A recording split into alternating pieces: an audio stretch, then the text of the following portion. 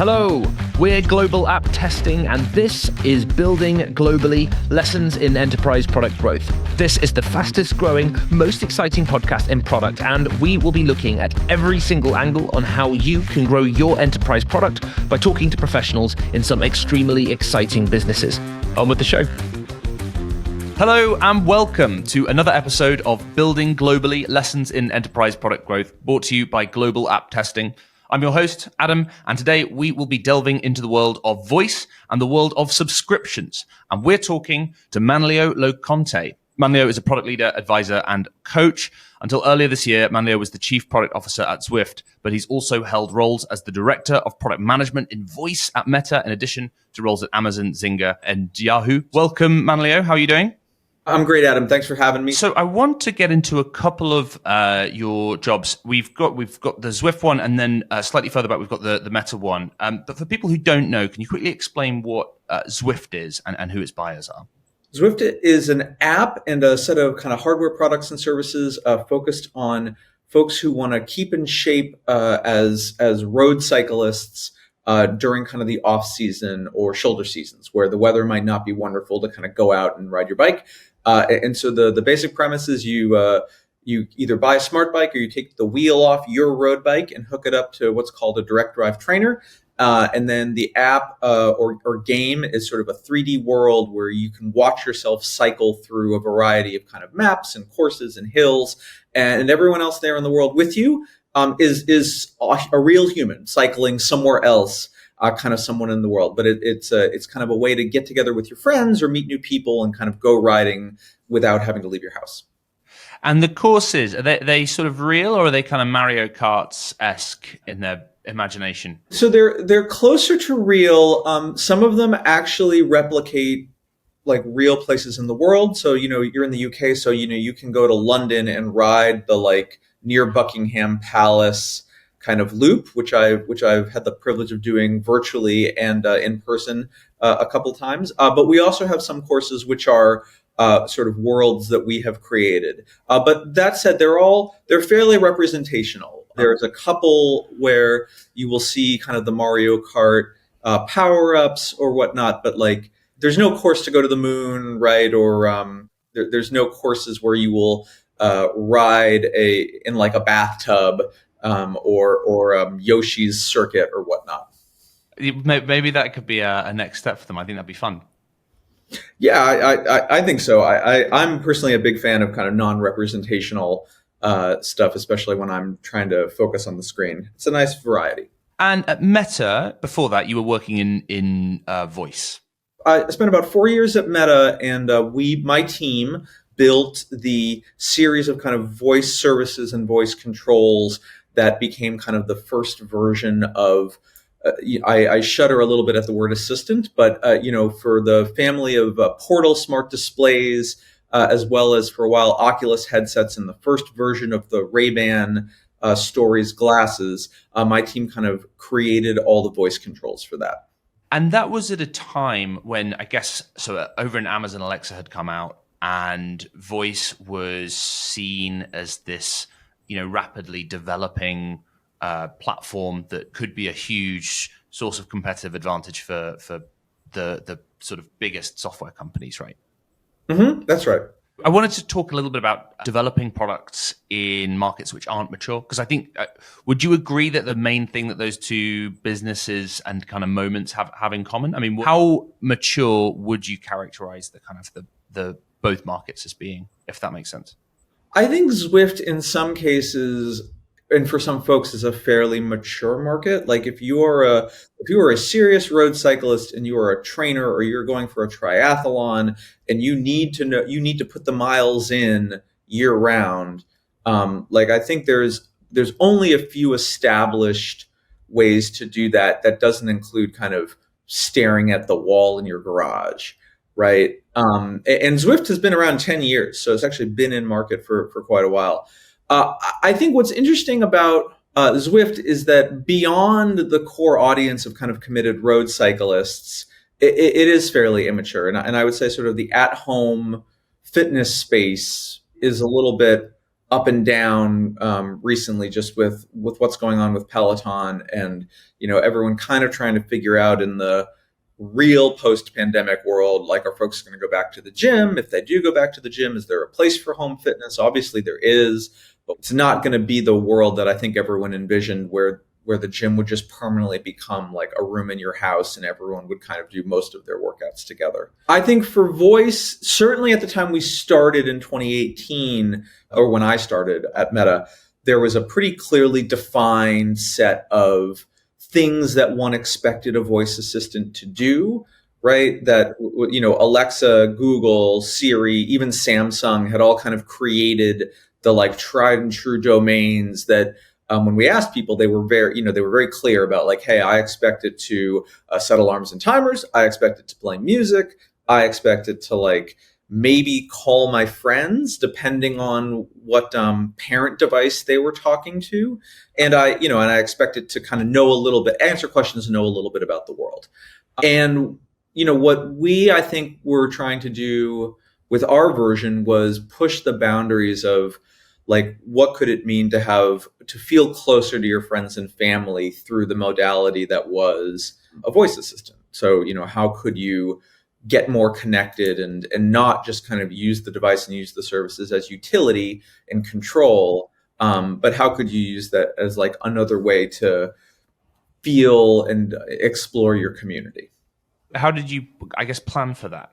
Well, it was pretty hard. I mean, you have to look a little bit at when and where people are using the device, and that's where I think voice is really interesting, because there are certain places and environments where it really makes sense, right? And the one that comes up a lot, at least for me, is like driving my car, right? Like, practically speaking, when I'm driving my car and I want to do almost anything, probably the best modality to use just for safety, which isn't to say I always do it, right? Like I've actually gotten into a really bad habit of like having my phone in my hand while I'm driving my car, and like every time I come to a stop, starting to kind of do stuff. But anything complex, I think voice is a great modality for that.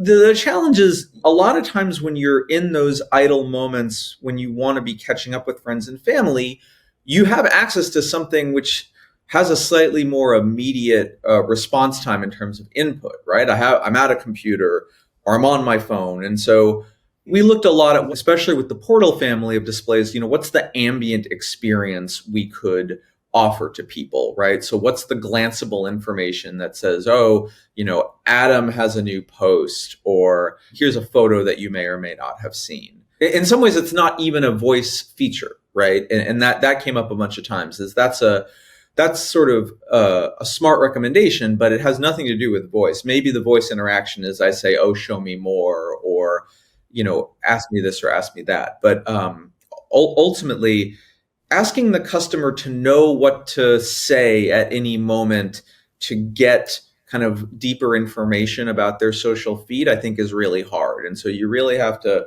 pull it back to almost something as simple as, what's going on today? What's going on with my friends today? Good morning. More mundane routines that can include both a variety of information about the world in general, and then also, oh, and you've got, 5 friends, it's so-and-so's birthday, like such and such has a wedding anniversary, et cetera, et cetera.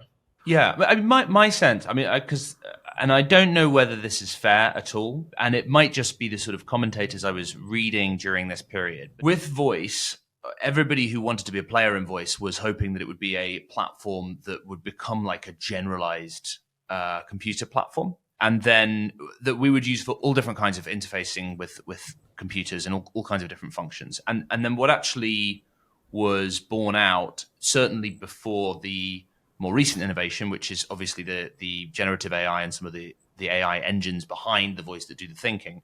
Well, maybe thinking's the wrong word there, but you know what I mean.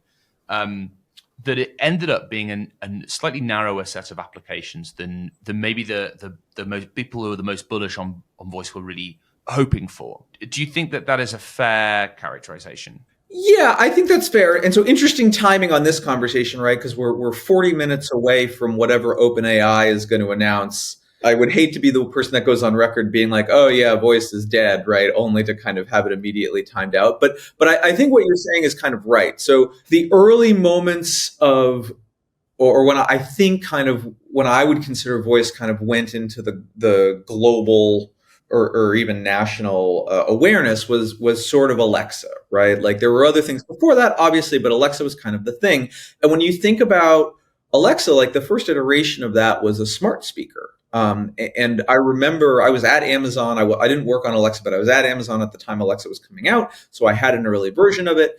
And, the speaker wasn't amazing, right? I'm kind of an audio nut. And so I had a stereo receiver with like speakers piped through my house. And I had like a real setup. And we brought the smart speaker into the house. And I basically figured we would never use it. Like I was like, oh, we'll use it, but it won't sound as good. But what we found was that the convenience of just saying, Alexa, play music was so off the wall better than whatever nonsense I had to go through to figure out how to get one of my music apps like playing the thing I wanted to play, that almost overnight we stopped using my stereo system. I eventually sold it and got rid of it. And we only used kind of voice controlled speakers. And there were for sure a set of things where that continues to be true, right? If you look at my household, I have a 10-year-old, my household runs on timers, right? Everything we do, set a 2-minute timer, set a 3-minute timer, set a 5-minute timer. We still use it for music, but that's probably the narrow set that we've really come down to. And when I think a lot about why Amazon chose to go forward with a smart speaker as a product, and again, I was there, but I wasn't in any of these conversations. Amazon was kind of the one company around this time, or one of the big companies around the time, that didn't have a mobile platform. And so they couldn't connect it to a smartphone because there sort of wasn't a dominant smartphone that they were responsible for. And so they created an ecosystem that could be placed in the home that wasn't necessarily the things that were already in people's homes. As it happens a lot, folks relate not only to the idea of like a virtual set of services and assistance that's voice controlled and lives in the cloud, but in many ways, the physical devices that they come from. And so the confusion of, hey, is Alexa the speaker or is Alexa the like amorphous set of services was certainly real for a long time. I certainly watched my, especially not to make fun of it, but I watched my parents and my older relatives kind of really struggle to figure out, well, what is it, right? Like, is Alexa this box? Because it feels like it's this box. Well, it's funny that the thing about older tech computing interfaces have actually generally gotten much easier. Is the trade-off against the stereotype of the old person who can't use the computer is that actually the person who's 80 in 1995 and is being given their first, old computer is having a more difficult time than the person who's 80 in 2024 and is trying to figure out how to use ChatGPT for the first time. That's right. And I think it's interesting you say interfaces, because I think a lot about voice as a tool in the box for kind of a multimodal interface platform that will continue to be relevant for things it's really good for, right? And maybe not for things that it's not good for. I mean, when you think about other things that voice is super good for, like aside from kind of hands-free, it's reasonably good for, if you can accept your own kind of verbal quirks, right? Like for me, I say right and I say like and I say a lot. If you can accept that, voice is really good for put it on and go for 20 minutes, stream of consciousness thought and get something reasonable out of it. I used to use it a lot when I was brainstorming on a problem and I had a bunch of ideas in my head and, I just wanted to get them all out, quote, on paper. I would sort of hook up a voice interface to Google Docs or to even Notes, and I would just go on a walk and I would talk. And I would talk and talk and talk and talk and talk. And at the end of it, I get something that isn't, I would certainly never send it to anyone and say, here you go. But it helps get a bunch of the stuff out and then you can process it. And things that voice is not so great for is like compound or multiple commands, at least at this point. Hey, do this thing and that thing and this thing and this other thing, and two of them depend on the third.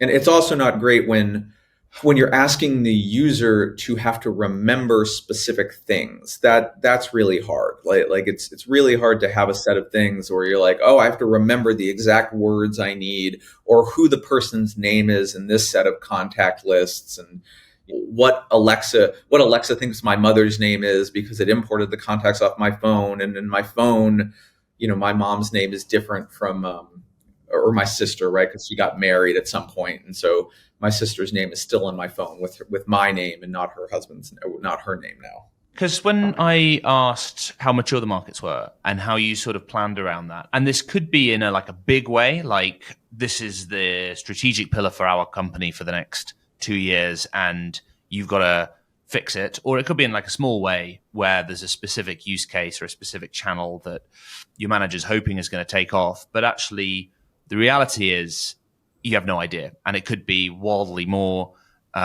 successful than the company hopes, or it could be much less successful.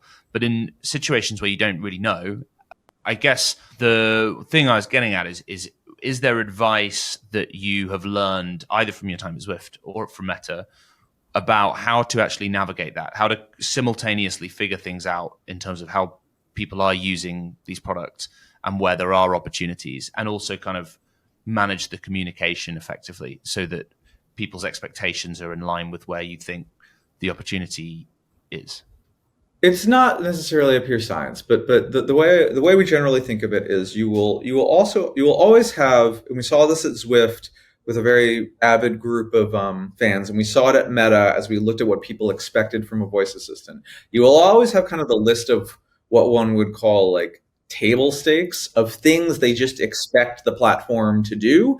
And sometimes those are totally reasonable expectations, and sometimes those are reasonable expectations, but still very hard. And the trick is that you sort of have to do all those things in order to engender the trust that people will then be able to take a risk with you, right? So the way I used to think about it a little bit at it is, and this was at Meta, is, if we couldn't tell the time properly, then the chance of someone asking us what was going on with their friends and family was pretty low, right? Which isn't to say we might not do an okay job on it, right? But if you gummed up the time, or you couldn't figure out the phone call, you probably wouldn't get the chance to do the more complex kind of thing. And I think when it came to Zwift, that was something also similar, which was, Zwift continues to have a really deep catalog of things one could do on the service, right? If I want to go do a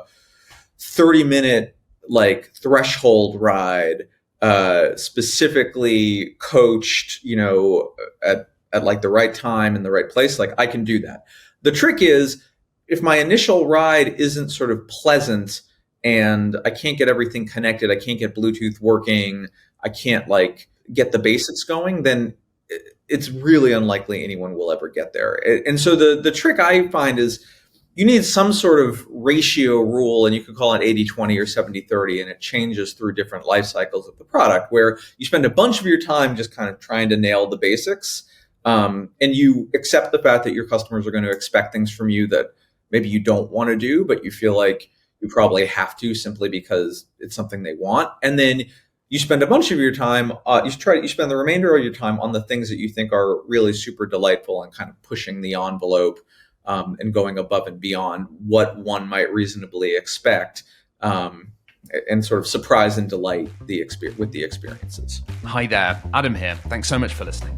As you may have realized, we're using this podcast to support our marketing efforts. But if you know much about marketing, you'll know that our big challenge is that we don't know who you are. So if you're enjoying this podcast and you want to support it, one way you can do so is to head to globalapptesting.com/podcast. The link should be in the description of this episode, and sign up to receive episodes to your email.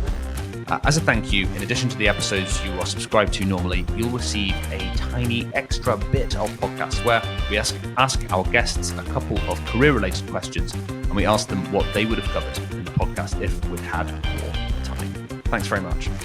Because with both voice and and cycling, they're both quite expensive leisure spends, right? I was thinking about this. I was looking at the pricing of Zwift, and I was thinking, that's kind of expensive. And then I looked across at B2B software, which was much more expensive, that I'd been thinking that's really cheap, and actually was probably a less complex software product than Zwift. And I guess that also creates its own difficulties, I would imagine. So I actually think Zwift is a great value, personally. It's certainly better than the going out riding in the rain and breaking your bike or getting hit by a car and breaking your legs, right? I think you would take the subscription all day over the danger of that. I didn't mean not worth the money. I just meant it's an investment that you've got to persuade people to make, right? Yeah, that's right. It's an investment you have to persuade people to make. And you're right on both of those. People have to be convinced that this is the thing to spend their money, spend their time on. And I think in both of those cases, that's always been the challenge, right? Is you will have a group of folks who immediately see the need and sign up for it and do it. And then the trick is always how do you sort of nudge out of that group, right? Voice I actually think is an interesting one where I don't know that you need to nudge out of that group necessarily. I think if we talk about kind of building general computing platforms and building general use devices, then there are probably enough people out there who will use voice that it is worthwhile having, which doesn't mean it has to be the primary mode of input, or that you should, that it's worth trying to make it the primary mode of input, but it's still a good value add. And, it almost becomes a competitive race where once everyone else has it, then you almost have to do it, right? You have to check the box. It has to be on the package because people will look for it. People say, oh, do I want this thing? Oh, does it have this kind of checkbox? I do want to move on to hardware and software in a minute, but one more question. The way that you're talking is about being kind of competitor aware, table stakes and list of features that you expect in a certain scenario. I would imagine that the competitive environment was quite different at Meta and Zwift, in that Zwift is a much more niche product, and I guess I would imagine can only support a few businesses that are sort of players in that space, whereas obviously the hope at least is that everybody in the world would use a voice product. So was there difference in the way that you thought about the kind of competitive positioning of your products? I would say that the biggest difference is that obviously Meta was a little bit late relative to the voice game. And so a lot of the things people expected were defined, outside of the building, for lack of a better word. And so we were coming after a bunch of really strong, successful products that had set customer expectations in a way that we had to kind of follow. And Zwift was sort of the opposite, right? Zwift was and is and remains the market leader in kind of indoor cycling simulations and riding. And so it brings its own challenges, right? As we were the market leader at Zwift, someone would show up and just say, oh, I've got this thing. It's just like Zwift, but I have, they'd have some gimmick that they thought would be competitive, right? Either, oh, it's cheaper, or it does this thing that you guys will never really do that well, but it does it really, really, really well. I was talking about it earlier. We made most of Zwift's art is representational, right? It looks like a game. And so, one of the competitors basically said, oh, our thing is going to be reality. And so we're going to make it really look like you're outside. And that was never going to be our thing, right? But it meant that anyone for whom really looking like outside was better, they were going to use the competitor product. And I think it was much easier at Zwift to say, well, we're going to stick to our secret sauce. We're going to stick to what got us here, and kind of keep moving, because to some degree, there weren't any other companies that had built a business quite as big and quite as successful. And so you could sort of stick to what got you there. I think at Meta, it was a little different because, first of all, no one, and this is what we found out later, is no one was fully thrilled with how their voice business was going, it turned out. And so you say, well, have we really found the answer here yet, right? Have we really found kind of what the secret sauce of a good voice business should look like? And I would sort of argue no one has. But again, it's pretty early for a technology that only barely existed, 5 or 6, 10 years ago to say, oh yeah, we really know what this is and we really know how it'll be used. So both Meta and Zwift, they have hardware components in addition to software. Can you talk a little bit about the challenges, just the kind of internal, operational, and commercial challenges we've got a hardware team and a software team? The biggest challenge is always timeline, right? The biggest challenge is always that hardware, for really good reasons, takes longer. And that means that in a what I would call, quote, normal software or operating model, you would be able to late bind a bunch of decisions around, hey, we'll build a couple things and we'll test it, or we don't really need to be ready quite yet because this thing isn't launching for a year, and so we'll be ready in 9 months. And what gets really challenging is for the hardware organizations, that's just not true, right? Like you often need to be ready with pretty clear decisions a year out. And so it would always prompt these interesting kind of trade-off conversations where you say, well, how are we going to know exactly what we need so far in advance on the software side? And you kind of write it down and you plan it. But inevitably, just the fact that both teams or both organizations, even if they're operating as one, are working on different timelines, I would say is the majority of where it really gets challenging. And it leads to all sorts of sort of strange conventions where you're either trying to massively front load the software plan, and that's hard because there's usually good reasons why the software teams are not trying to build for things a year out. One example that came up at Zwift was there was work to be done when we would build something new to not have it leak. Like you always had to do a couple things to make sure that whatever supporting images or whatever supporting materials wasn't getting out into the wild. And there were enough Zwift fanatics out there who would sit and like do the thing where they decompile the binary and pull the images and like post them on boards and stuff. And so you have to kind of be careful of that, and you don't want to put the stuff in too early. At the same time, a lot of times the hardware team needs to know what's coming, right? And needs to know like what your plan is for what you intend to land on their hardware at the very least, so you can test it. And so I think a lot of it is just finding the right balance and finding the right trade-off between two teams with, I think, very reasonable different timelines. So your job title at Zwift was Chief Product Officer, but would there then be a Chief Hardware Officer who is your co-equal in hardware, and then you guys had to sit and work together on it? Were you in charge? How was the actual formal relationships drawn in a team structure way? I supported both the hardware and the software team. And on the engineering side, both the hardware and the software team were supported by a single person. In theory, you would think it would be much easier, right? You'd think it would be easier to at least have everyone kind of roll up to the same person. It was easy, I think, than if there was a hardware person who you're trying to negotiate with all the time. But you just sort of kick that negotiation down a level, right? So yes, I had a hardware lead, I had a software lead. They had to talk to each other, and yes, I was kind of there to play tiebreaker. You have to really make it clear that you want and need those people sort of working on the same timeline and working on the same page. You mentioned front loading the software development. I get, was that the way of tackling this that you settled on?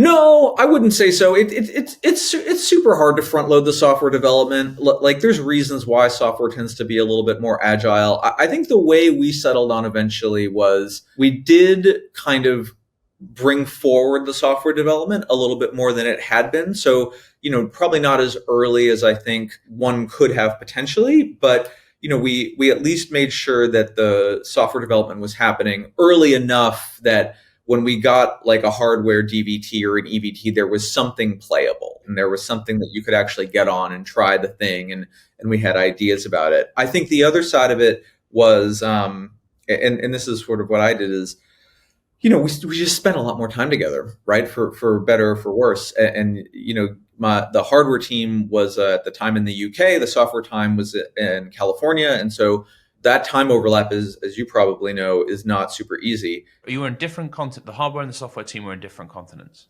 Yes, that's correct. Or at least my team, my part of the hardware team and the engineering team were all in the UK, and most of the software people were were on the West Coast. We had some people floating in the middle, which was helpful, right? So that was actually one of the things that helped the most near the end is I had someone who worked for me who happened to be on the East Coast of North America.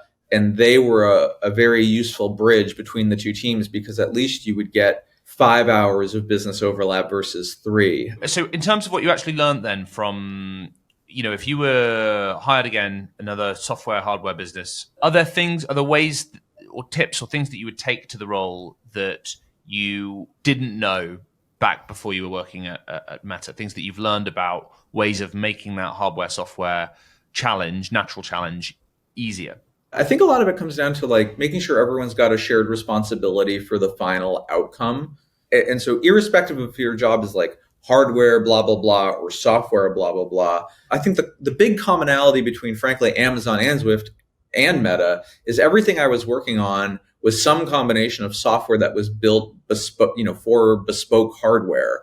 And in that world, it's all one product and it's all one experience. And so, I think sharing that responsibility and helping everyone kind of see the other person's perspective would be where I would start. Like only really towards the end at Zwift did I start to understand how, the right way to kind of share that knowledge and make everyone kind of feel like they were part of one team. And it wasn't sort of the hardware people over here and the software people over here, which is unfortunately, I think, kind of the common trope that gets established with these businesses. So we've got to wrap things up now. We do ask all of our guests this final question. The question is, which person who is working in product today would you most like to take out to lunch? What kind of lunch would you like to take them to? My answer is actually Leo Fender. And Leo Fender is not alive, so he's not working in product today, but he was the inventor of kind of Fender guitars and then eventually G&L, and he built some of the most iconic like electric guitars that are used today. Where would you go with Leo Fender for lunch? For me, it would be sushi. Thank you very much, Manlio, and speak to you very soon. Building Globally was brought to you by Global App Testing. To find out more about how best-in-class functional and UX testing can help your product grow, head to globalapptesting.com. If you enjoyed what you just heard, click follow on the platform you're using right now. Building Globally is available anywhere you get your podcasts.